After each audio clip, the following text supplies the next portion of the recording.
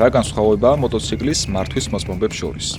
ორბორბლიანი ტრანსპორტებისთვის სულ 4 კატეგორიის მართვის მოწმობა არსებობს, საიდანაც ერთი არის მოპედის, ხოლო დანარჩენი 3 მოტოციკლის. AM კატეგორია არის იგივე მოპედი.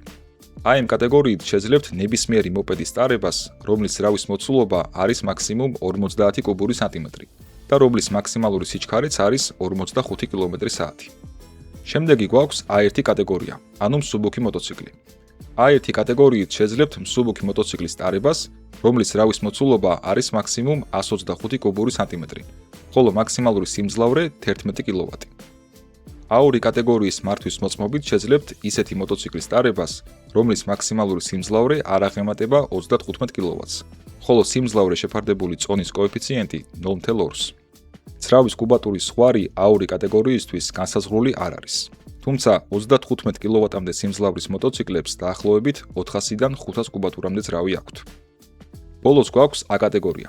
A კატეგორიის მართვის მოწმობით შეძლებთ ნებისმიერი ტიპის მოტოციკლის ტარებას, მიუხედავად ზრავის მოცულობის და სიმძლავრისა.